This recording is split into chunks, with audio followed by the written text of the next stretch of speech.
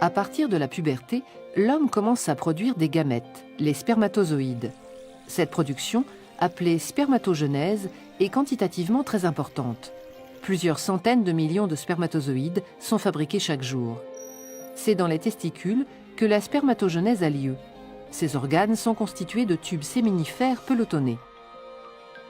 La spermatogenèse commence par la division de cellules souches appelées spermatogonies. Elles forment des spermatocytes. Chaque seconde, des milliers de spermatocytes sont formés. Leur production est permanente.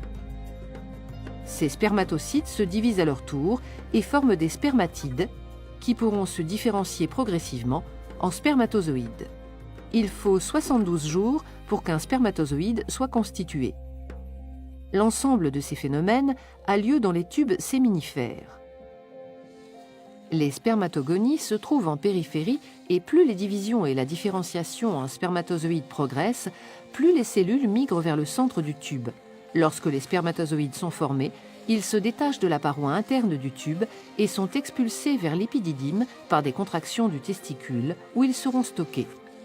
Une hormone sécrétée dans le sang par certaines cellules du testicule, les cellules de Leydig, est indispensable pour que la spermatogenèse se déroule dans les tubes séminifères. Cette hormone, appelée testostérone, est libérée dans le sang à concentration globalement constante.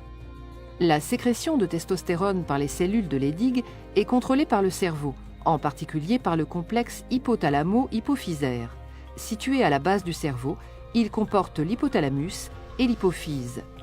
L'hypothalamus sécrète une hormone, la GnRH, qui stimule directement l'hypophyse.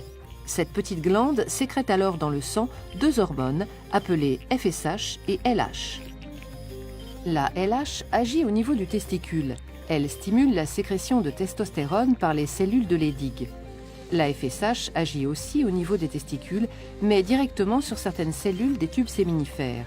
Elle active la spermatogenèse. LH et FSH sont donc indispensables à la fabrication des spermatozoïdes dans les tubes séminifères. En permanence, la testostérone sécrétée par les testicules dans le sang agit aussi au niveau du complexe hypothalamo-hypophysaire. Plus la concentration sanguine en testostérone augmente, moins l'hypophyse sécrète de FSH et de LH.